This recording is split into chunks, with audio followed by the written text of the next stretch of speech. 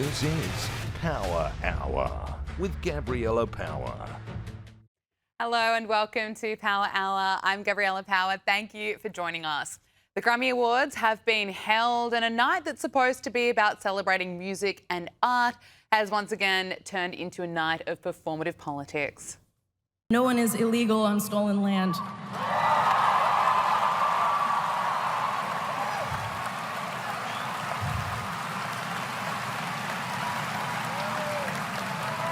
And yeah, it's just really hard to know what to say and what to do right now. And I feel really hopeful in this room, and I feel like we just need to keep fighting and speaking up and protesting, and our voices really do matter, and the people matter, and this is all I want to say. Sorry. So according to Billie Eilish, illegal immigration is just not a thing. Like, this is coming from someone who lives in a guarded $14 million mansion.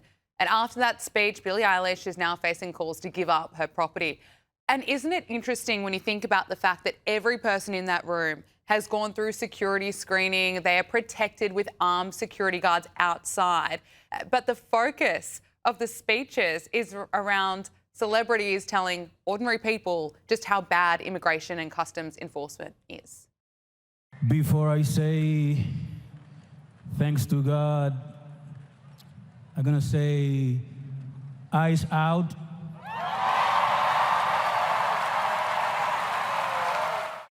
The cheers. That was Bad Bunny, who will be performing at the Super Bowl halftime show. Last year, people were making political statements about Palestine. This year, not one person spoke about the thousands of protesters being killed in Iran.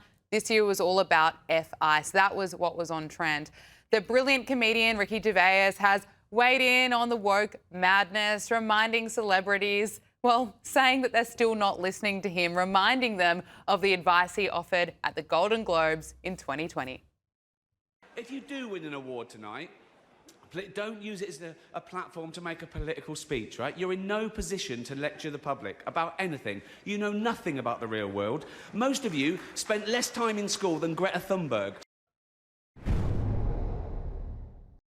Look, every country has its healthcare problems, but America's Medicare system is on another level. Millions of seniors end up on the wrong plan every year. They either overpay, lose access to their doctors, or both, not because they did anything wrong, but because the system is designed to confuse them. And it gets worse. A lot of Medicare advisors are really just salespeople pushing whichever plan pays them the biggest commission. That's why I want to tell all of my American Power Hour viewers about Chapter. Chapter doesn't work for big insurance or the government. They're independent. In fact, they are the only advisor that compares every Medicare plan nationwide to find one that actually fits your needs. On average, that saves people about $1,100 a year. Just have a read of the testimonials. One woman, Jill, said that Chapter showed her better options that didn't even appear on the Medicare.gov website. That's how broken the system is and how valuable it is to have someone truly on your side. So if you're looking for Medicare guidance, don't go it alone. Call the number below to speak with Chapter and get clear, unbiased guidance on your Medicare options. Joining us now is Hilary Fordwich, President and founder of Strellmark. Hilary, it's great to see you again. First of all, I want to get your thoughts on the Grammys, a night that's supposed to be about music. It, of course, turned into political statements, plenty of celebrities wearing the Ice Out pins. The message from plenty of people there was F ICE. I mean, what's your take to listening to some of the speeches there? Well, I must say, if they want to drive away more of an audience, Gabriella, this is the way to do it, isn't it? I mean, a lot of people really don't want to have to deal with this, whether it's in their sports, whether it's in their entertainment. So I think they're driving away an audience, and or they're becoming more and more polarized. And they've obviously eliminated a lot of their viewing public because, of course, CBS isn't doing well at all either. And I did think when we see things like this, and we see things at the Grammys, and when we saw the things about, be good, I thought at the time, why don't we say MNICE, be nice, or me nice? because I think it's a terrible slant, and I think that they're just, as I say, alienating part of the audience. They certainly are. Plenty of reaction looking at it online. A lot of people were unhappy with just how woke it is. A lot of people switching off. But speaking about ICE and celebrities, former CNN host Don Lemon, he was arrested and charged on Friday after entering a Minnesota church and filming anti-ICE protesters as they disrupted a service. He and several others, including another journalist, were charged with conspiracy against religious freedom at a place of worship and injuring and intimidating and interfering with the exercise of the right of religious freedom at a place of worship. Now, Don Lemon's lawyer says that he will fight these charges vigorously and thoroughly in court. Hillary, I want to get your take on this. I mean, he claims he was there as a journalist, that you're hearing from other people saying that this is a bad thing for free speech, and others say that he was just there as a protester. What do you make of it? Well, actually, obviously, the press does have a right to report, and that's in the First Amendment, but there's the right to worship. And Don Lemon was not just there to report because, and this is the problem for him, when they say a picture tells 1,000 words, a video is proof. There is a video, and the footage demonstrates and shows us that he was actually accosting and preventing someone from leaving that church. There were many mothers with small children that were frightened and afraid, and he was blocking someone's exit. He was actually trying to intimidate her with a barrage of questions. And that is not the purview of the press, Gabriella, to intimidate, to basically, eliminate someone's exit from a place of worship. That is not provided for in the First Amendment. So that is a criminal offense. He has been released from jail with no bail. I know that he has pleaded that he wants to go to France for some holiday in the summer, and he was granted that. But he could receive up to a year in jail for this. I will say, though, Gabriella, this is actually all very good news for Don Lemon, because obviously he was fired from CNN.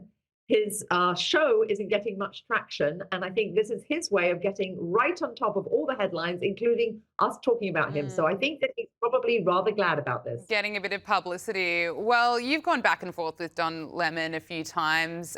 Just a few years ago, after Queen Elizabeth's death, you clashed with him on CNN. He asked you why the royal family isn't paying reparations for colonialism. Here's just part of this exchange. Then you have those who are asking for reparations for colonialism, and they're wondering, $100 billion, $24 billion here and there, $500 million there. Some people want to be paid back, and members of the public are wondering, why are we suffering when you are, you have all of this vast wealth? Those are legitimate concerns. When across the entire world, when the slavery was taking place, which was the first nation in the world that abolished slavery? The first nation in the world to abolish it. It was started by William Wilberforce, was the British. In Great Britain, they abolished slavery. 2,000 naval men died on the high seas trying to stop slavery. Why? Because the African kings were rounding up their own people. They had them on cages waiting in the beaches. No one was running into Africa to get them. And I think you're totally right. If reparations need to be paid, we need to go right back to the beginning of that supply chain and say, who was rounding up their own people and having them handcuffed in cages? Hillary, it went viral for a reason. What was it like going back and forth with Don Lemon? Well, actually, Gabriella, I would like this opportunity to share with your audience and with you that he rather blindsided me, and it was rather actually underhanded. And I would actually verge on saying dishonest of him, because I had been on twice with him during the 10-day mourning period after the Queen passed. And I kept the voicemail. I have the screenshot still of it and the voice from his booker. And it basically said, and it exactly said verbatim, Don would love, the word was love to have you back on again. There was nothing about he's going to ask you about reparations. There was no heads up. So I was totally and utterly unprepared. If you saw, I sort of tripped over my words there and skipped a couple things because I was just blindsided by it. So I do know that he is, underhanded at the way he goes about things. And certainly when I was distraught over the Queen's passing and after the 10-day mourning period of being on air with every network every single day and up late, I was exhausted. It was 10:30 at night, and I was surprised I was able to pull up those facts because of things I'd read. If I hadn't been an avid reader, I wouldn't have known those facts and been able to answer. It's very sneaky, isn't it? I mean, if you want to have a debate about it, at least be honest about why he's inviting you on the program. Unbelievable. You wouldn't do that to me. I No, know you I wouldn't. And we could have a proper debate, right? And make it more interesting and better for everyone who's listening. Let's talk about California.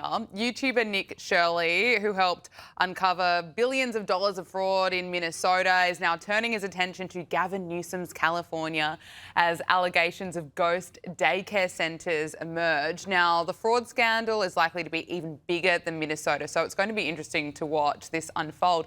But meanwhile, Hillary, Vogue has issued a profile puff piece on Gavin Newsom, not putting any hard or tough questions to him, instead writing about his looks, gushing over him, describing him as embarrassingly handsome. And this is seriously the opening line. It says, "Let's get this out of the way. He is embarrassingly handsome. His hair seasoned with silver, at ease with his own eminence as he delivers his final State of the State address." I mean, Hillary, even for Vogue, this is embarrassing what they have to say about Gavin Newsom. I think they can say plenty more about the state of California rather than his looks.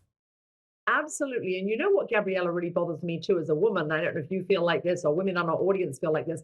I don't think there's many men that read Vogue. So this is written by a woman. And lots of these women, particularly on the left, are always about women's rights and feminism and everything. And now women are demonstrating that they're absolutely that shallow. The author, the report, in quotes, reporter, is that shallow that that's what she's focused on, instead of the terrible amount of people, for the first time in California history, leaving California, the price of everything there, that people are leaving the state, the new tax law, which is going to come into effect, driving billionaires away. Instead of anything substantive, she's focused on his looks. This makes women look shallow, and it actually undermines everything that these same women on the left always want and feminists want, which is to be taken seriously. So they've actually undermined their own position.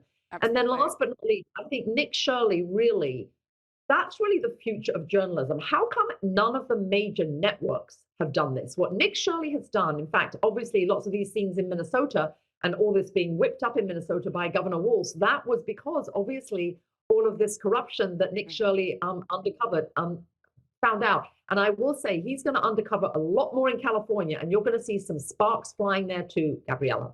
Oh, yeah, we'll be watching it. And I commend Nick Shirley for his brilliant work. It's so simple, really, just going to daycare centres in question in Minnesota. It'd be really interesting to see what he finds in California.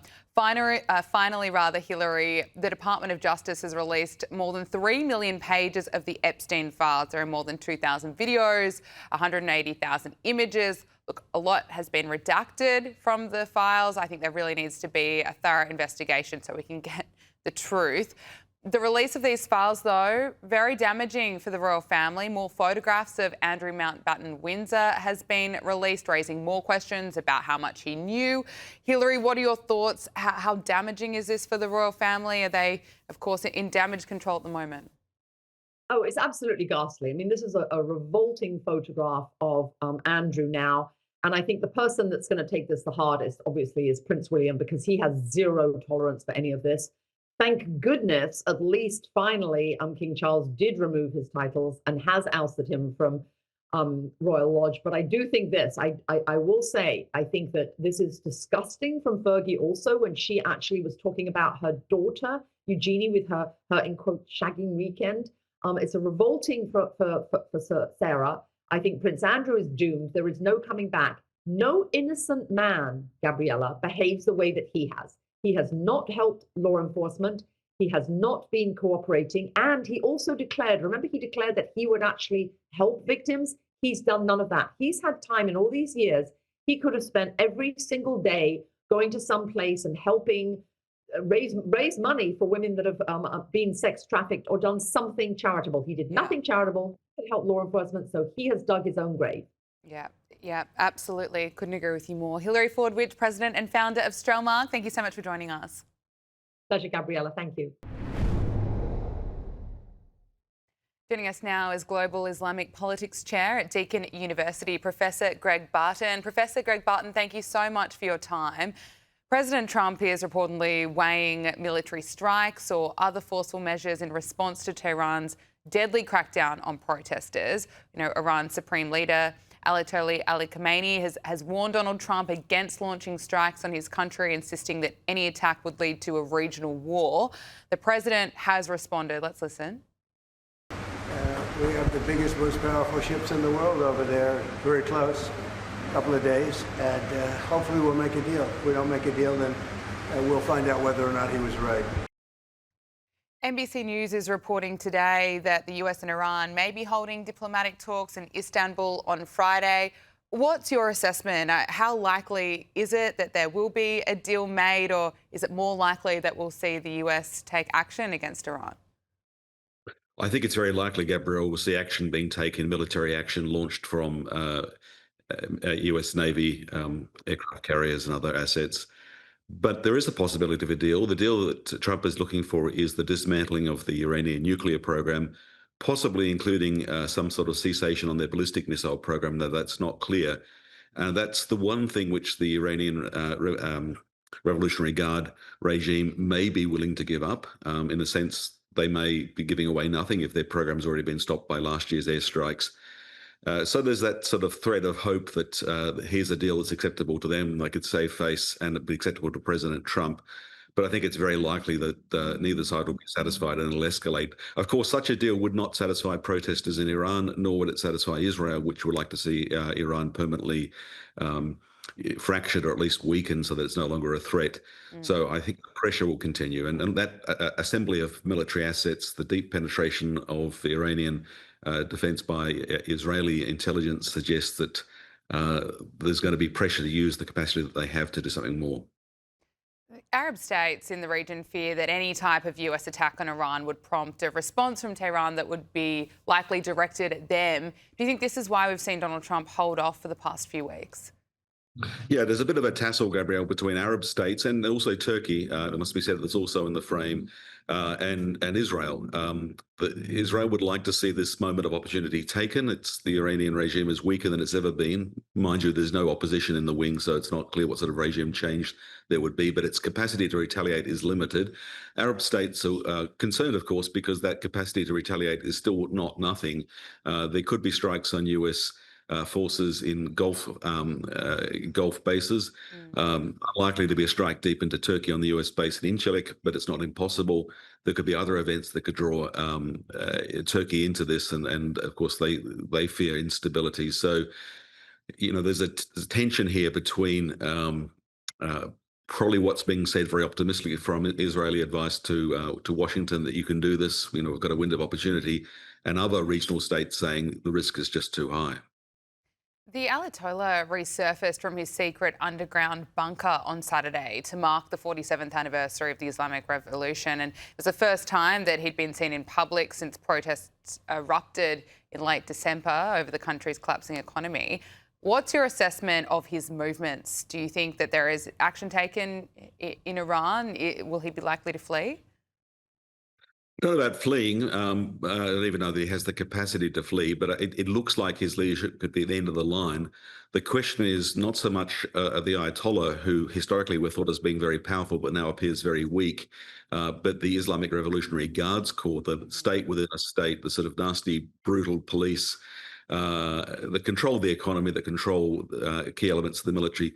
They want to cling to power, of course. They are the heart of the regime. They may be replaced by conventional military. It's hard to see a non-military opposition stepping into the frame at this stage, but the Ayatollah's days are probably numbered. He's an old man. He's not been in good health. And the fact that he's been hiding in a bunker means his credibility is greatly diminished. So he will be trading on looking for some straw to grasp onto with this deal because he doesn't have any other options to play for himself.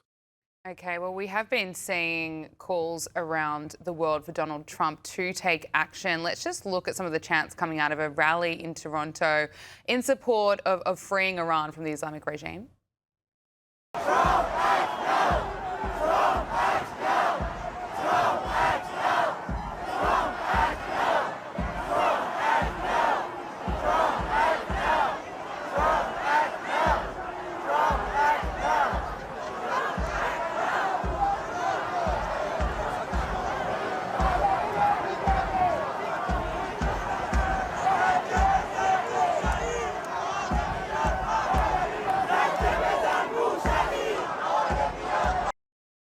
So if we do see action being taken, how successful would it be in destabilising the regime? I think any action taken is likely to destabilise the regime. The question is not how vulnerable the regime itself is, it's what replaces it. It's hard to see the sort of government, open society coming to Iran quickly that protesters would like. But we need to understand, Gabrielle, that we've had tens of thousands, hundreds of thousands of brave protesters taking to the street at real risk of life. There have been many thousands killed, possibly tens of thousands. It's hard to confirm numbers. Possibly the worst loss of life to protesters since the Islamic Republic was formed in 1979 during the revolution. So people are desperate. They're prepared to gamble a US intervention. Historically, they would have rejected this and called it imperialist, but many are now saying, bring it on. Let's just do something to try and break the deadlock and bring about change. And that is very understandable. The question is, once that process starts, what replaces this current awful regime? Possibly something better, but there's no clear path, and that's the dilemma. On those protesters, and it was horrific to see so many killed. We don't know the exact number. One Iranian protester whose family were told that he faced the death penalty has reportedly been released. Iranian protester Irfan Sultani has been released on bail just days after the US warned that he was facing execution, a claim that Tehran has denied. But according to his lawyer, the 26-year-old was freed over the weekend after a bail payment of around $12,000. He was arrested during nationwide protests earlier this year for propaganda against the state and national security forces. What's your assessment of why he was released? I think it shows that pressure from the US does make a difference, but it's double-edged. What the regime is saying, and they control the internet and they control, vast disinformation capacity, is that all of the protesters are driven by foreign agents, by the US and by Israel. And so here's the dilemma. When the US says, the president says we stand with the protesters, it sort of reinforces that message. But I do think that these releases, and it's not this only, not the single case, there have been others, amidst all sorts of horrible cases of execution, summary death, it does show that US power makes a difference. The question now is, how can that US power be used in a way that gets the maximum good without risking too much? Global Islamic Politics Chair at Deakin University, Professor Greg Barton, thank you so much for joining us. We really appreciate it. Thanks very much. Joining us now is Senior Research Fellow and Chief Economist at the Institute of Public Affairs, Adam Crichton. Adam, great to see you again. Last time we spoke on the show, we talked about the rise in One Nation and why we're seeing this party surge.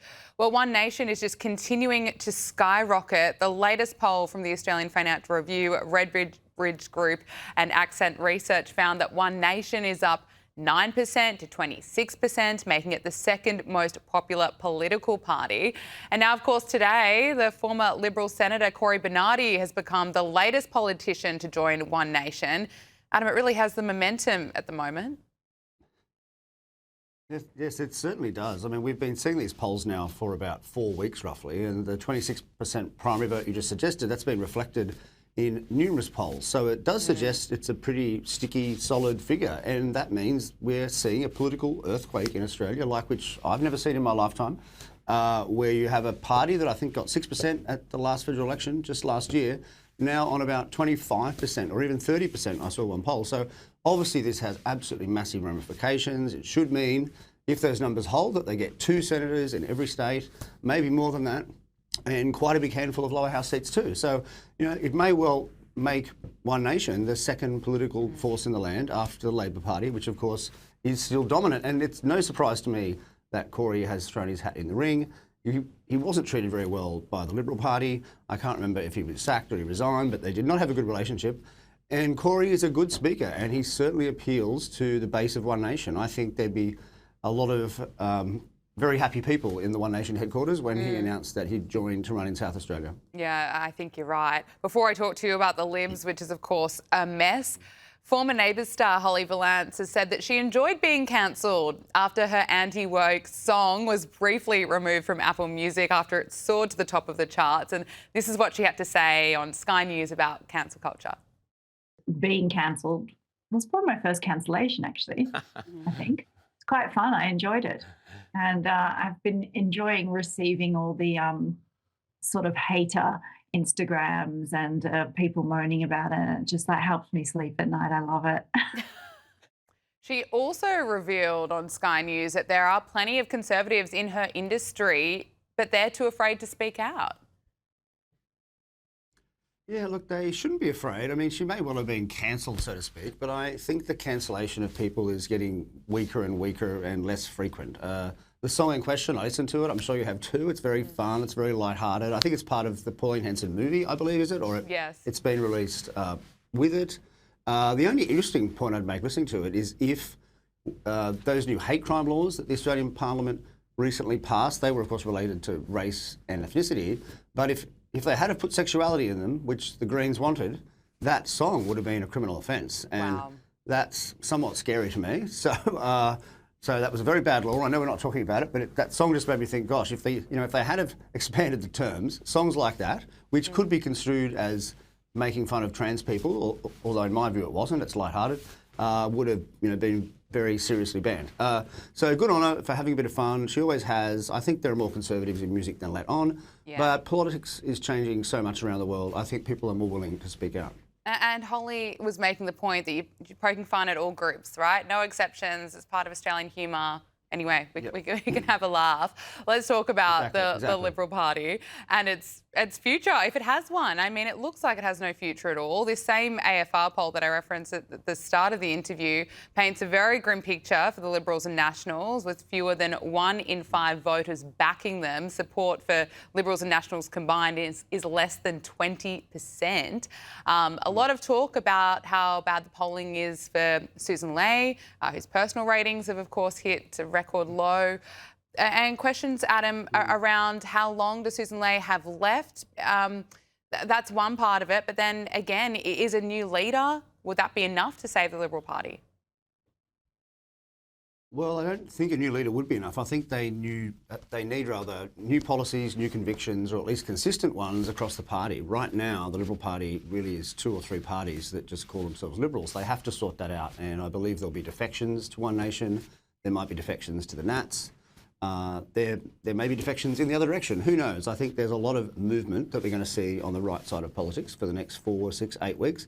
I do expect by the end of that 2 months that Susan Ley won't be the leader of this new Liberal Party. She may be, but I mean, I don't. I think what she's presided over has not been fantastic in Liberal Party history, and it's kind of hard to see that her leadership is not terminal. But let's just wait and see. I mean, the numbers at the moment are apparently with Angus Taylor, a former minister, former energy minister. He's a very smart guy, very articulate. But it wouldn't surprise me if there are some other people put their hands up in any spill. I know Andrew Hastings ruled himself out, but there will be others, of course. I mean, if you go into politics, generally you want to be the leader. So that's most people's aim. Yeah, we're seeing so let's just wait and see. But they need to sort out their principles. That's the most important thing. The reason for the One Nation surge, I think, is because people know what they think on the core issues of energy, net zero, and on housing and immigration. They know. Do you know what the Liberals stand for on those? I don't really know. There's a lot Great question. Great question. No, I think you're absolutely right. I mean, you know exactly where they stand on all issues. They don't flip-flop. The Libs have been flip-flopping on issues, and it's been, I think it's part of the reason they're in such a mess right now, really. Now, the Reserve Bank is expected to lift interest rates for the first time in 2 years today due to this rise in inflation. Adam, can you talk to us about why this is happening here in Australia? I mean, you've written about the notes money supply and that more than a quarter of the Australian dollars in existence today were created in the past 5 years. That's extraordinary. Yeah, that is extraordinary. I like saying that over and over again because I think it shocks people. But yes, the RBA is almost certainly going to lift rates. The next meeting, which is today, as you say, probably 0.25 basis points to 3.85, I believe. This has all been very embarrassing for them. They cut rates 3 times last year on the belief that inflation was going to fall. When they cut rates, inflation was already too high. And what happened was it just kept increasing. So it now looks like the first rate cut in particular, the one before last year's federal election, was very politicised. That was certainly not necessary and in hindsight was wrong.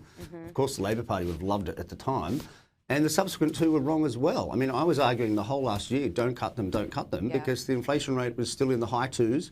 And there was no sign it was going down. And of course, now you have this latest reading, 3.8% for last year. That's well above the target. It's very embarrassing. And as for the cause, well, it's a mix of government spending. They are all running budget deficits. And when governments run budget deficits, they do actually create new money. It gets pumped into the economy. And the banking system too, because they're lending like crazy for houses, whenever they issue a loan, they create money out of thin air. And of course that money is then pushed into the housing market. And so of course house prices go up. So you also get inflation too. I mean, it goes from house prices, then it goes to other assets and it flows through the economy.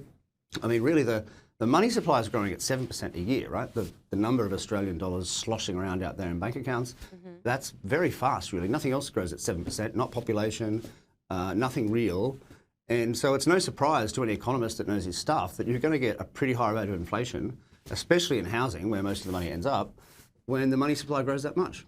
And we're all feeling it. And Australians, it's just Exactly. not helping us at all. Let's talk about what's happening in the United States. Donald Trump is facing massive issues at home. And of course, he's also weighing up whether or not to strike Iran or not.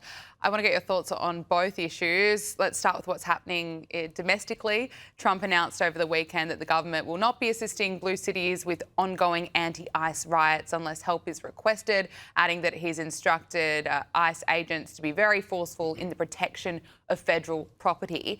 Adam, you covered the BLM riots and you've covered US politics for some time now. Looking at what's happening in America right now, there are plenty of reports that the protests that we've been seeing in recent weeks are not exactly organic. What's your read on where this is at the moment and what we're likely to see unfold? Well, I think the first point to make is the US is completely riddled with people who should not be there legally. That's true. 5 million, 10 million, no one really knows the number because it's hard to track.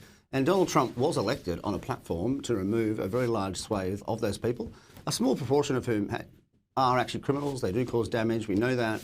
And they have very vigorously tried to enforce that policy. And it's hard. People hide, it's hard to know who's who. And you've seen in Minnesota, the riots, the 2 accidental shootings, and that was a very bad look, I think. I mean, you can argue about whose fault it was, but at the end of the day, 2 people were shot by federal agents. It's not a good look for the federal government. And I think after the second one happened, I think a lot of supporters, even me, were a bit like, oh God, maybe we have to slow down a bit here, because it just creates so much anger. And, you know, one famous fund manager said, I think it was Ray Dalio, said the US was on the brink of civil war. I mean, I think that's excessive, but that's the sort of thing some very intelligent people are thinking. So he has pulled back. I think he's announced there'll be no more ICE agents going to Minnesota, or they'd only go if the local state asked them to go. So I think that's an admission that the aggression levels or the implementation was not right. But the principle is right, I think. I mean, you know, if you have a law, well, it should be enforced. If it's not enforced, we'll just change the law and get rid of it. And that's where I think that is going to head. So Trump has stepped back on that one. Yeah, and I think you're right. Look, we do need to see a de-escalation, and so we can't have any more people being shot because it's absolutely tragic. But he's got a lot on his plate, Donald Trump. He's, of course, weighing up striking Iran. There are reports today that the US and Iran may be holding diplomatic talks in Istanbul on Friday, but, of course, there are warships in the Middle East. How do you think this is going to play out? What's your sense? Yeah, well, look, this is very risky. I think it's riskier than last year when the US dropped those bombs on that country to stop some of its uranium enrichment. There's, as you say, there's a warship armada there. I think the Arab allies of the US are trying very frantically and very hard to pull the US back from being more aggressive because they see that Iran has essentially on this been cornered. It's had all those protests, which have been extremely embarrassing, domestic protests where thousands have been killed. So it's a humiliated regime, but when regimes get like that, they are likely to strike back if they're attacked because they're worried that they'll collapse. And I think the threats that the US has made to Iran, they can't really be accepted by Iran. I mean, if I was Iran, if you were Iran, you would not accept them. They're basically saying you can't have a foreign policy, you can't have missiles of a certain length, and of course, you can't have nuclear weapons. You know, maybe on that third one, they will make progress, but I think the others too, in my view, they're probably going to be dropped. Because no self-respecting sovereign nation is going to allow some other country to tell it who it can and can't give money to, especially, you know, a country of 80 million people that's thousands of years old. I mean, that's how they see it, right? So, but on the other hand, Trump has foolishly, in my view, said that he would save the protesters or at least help them. But I can't see how he can do that without basically invading the country. And Trump has done a lot of interventions, but I think he likes the low-cost ones where you just drop a few bombs or you kidnap someone. You know, and then everything goes back to normal. But a full-scale war with Iran would not be like that. Yeah, it's interesting to watch him hold off for now. It'll be interesting to see what happens over the next couple of weeks. Senior Research Fellow and Chief Economist at the Institute of Public Affairs, Adam Crichton, thank you so much for joining us, talking about all issues around the world. We really appreciate it. Joining us now is News Corp columnist Angela Mollard. Angela, thank you so much for joining us. Hey, good to see you. So, some pretty massive news. Of course, more photos have been released of the former Prince Andrew Mountbatten Windsor in the Epstein files. Now, we don't have the context for the photo of Andrew kneeling over the unidentified woman. He's repeatedly denied any wrongdoing. But this photo, of course, raises further questions about his friendship with Jeffrey Epstein, how much he knew, and, of course, the obvious point that King Charles was absolutely right to send Andrew into exile. And isn't it smart that the King got ahead of this issue? If he had been looking at taking away these titles and basically sending him into exile now, that would have been so damaging for the monarchy. I don't know whether they were tipped off that there was this level of material coming through, but for me, there's multiple damning points. To your point of the photograph, you know, as you say, we don't know what's happening, but it's a bad look. It looks uncomfortable. When you look at it, you feel squeamish. It's clearly a young woman. The other thing, there's a communication between Epstein and Andrew about him sending her a Russian woman, young, beautiful, describing what she looks like over. This is a claim that, and then there's a third claim where another woman who is represented by Virginia Giuffre, of course, the late victim, alleged victim of Prince Andrew. That lawyer is coming forward and saying that there was another victim. And this is the first case we've heard where a woman was sent over and she actually slept with Andrew allegedly at the palace, at Royal Lodge. And then the next day she went to have tea with him at Buckingham Palace. Look, you know, of course we don't know this, and this is why Keir Starmer is pressuring Andrew to go and speak to Congress about this in the States. I do hope he does, but as Starmer says, we need to put the victims first. Absolutely, we seriously do. Fergie's also in the files. An email from Sarah Ferguson to Jeffrey Epstein, the former Duchess of York, told Jeffrey Epstein allegedly that he was a legend and that she was at his service, and she also offers him and his friends VIP tours of Buckingham Palace. Fergie and Andrew are both utterly morally bankrupt. I am sickened, and I covered the royals for many years in the UK. I am sickened by their behaviour and by these exchanges. As you say, Fergie's getting money from Epstein at every turn. In response, she's offering him tours of the palaces. The thing that struck me is just the same month that he came out of prison in Florida for that conviction of sexual assault on a minor, she took her two daughters to have lunch with them. There's another point where she's saying in an email, and I'm not even sure if we can use the word, but that her younger daughter was on a shagging weekend. I mean, who says that about their own child? I am mortified for Beatrice and Eugenie that their parents can carry on like this. I mean, that emails, we all sit down and take care over our emails. I cannot believe that they can be so grubby and so soulless. And whatever happens to, you know, like that, I'm glad that actually Fergie's got nowhere to live. Andrew's basically persona non grata for the rest of his life. This is just what's in writing. I mean, imagine the conversations. Unbelievable. Let's move away from the Epstein files. There's still so much to unpack. We'll be unpacking it for some time, I think. But this film, Finding Harmony, a King's version, will be released worldwide via Amazon Prime on February 6th. So King Charles, Queen Camilla attended the film's launch in the first premiere held at Windsor Castle. Let's just take a look at this premiere.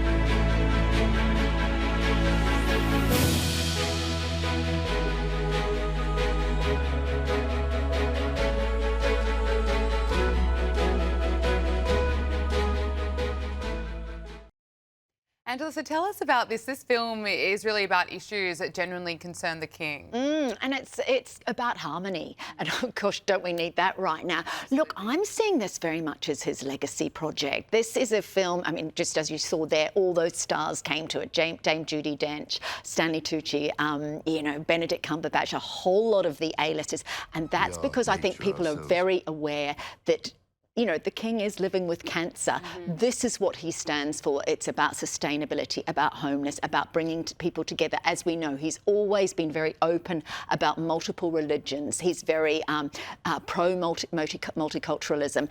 And I think this is what he wants to stand for. But I think there's one really interesting thing in this film. He includes a scene where he is fly fishing with Prince Harry.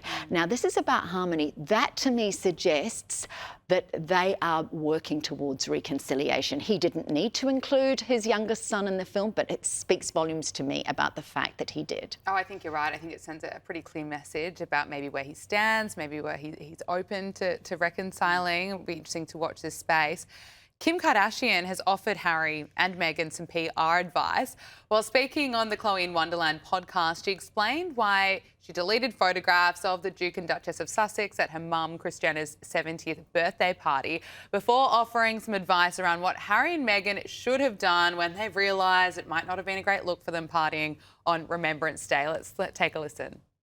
We were told that it was totally cool to post. And then after it was posted, I think they realized it was Remembrance Day and they didn't want to be seen at a party, even though it's already up, you know, and then taken down. And then I think they realized, like, oh, this was so silly. And they did Baby to Baby right before. Well, they it's did like a red charity carpet. event. So, like, that was fine, but maybe not partying and dancing on the dance floor and whatever. So we took them down Because we're to respect respectful. Remembrance Day. Yes. And then you just gotta laugh at like the situation sometimes and just like lighten it up and be, if everyone's taking it the wrong way, like lean in. That is the advice. Lean in. Advice for Harry and Meghan.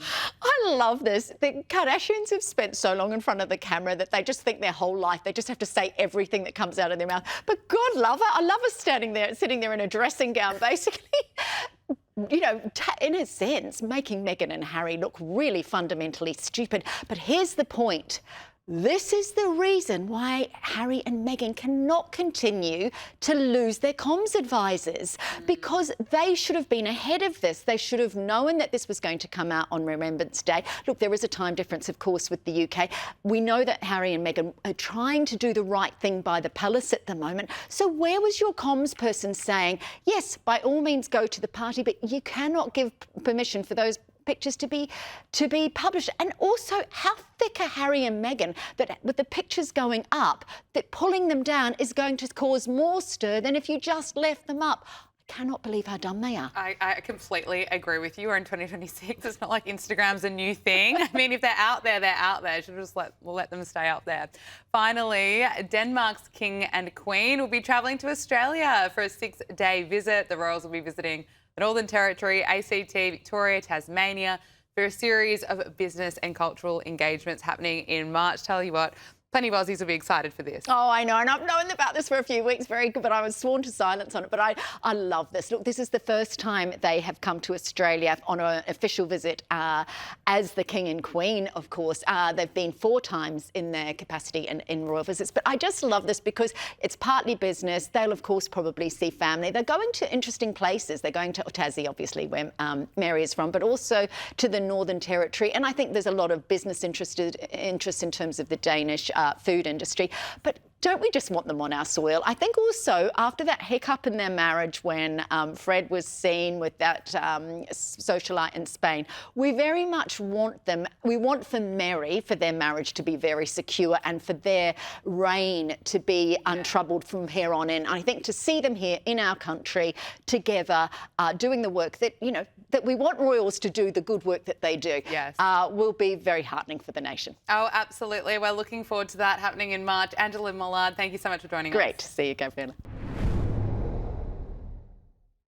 That is Power Hour. Thank you for your company. We'll see you tomorrow. Make sure you subscribe to Sky News Australia on YouTube.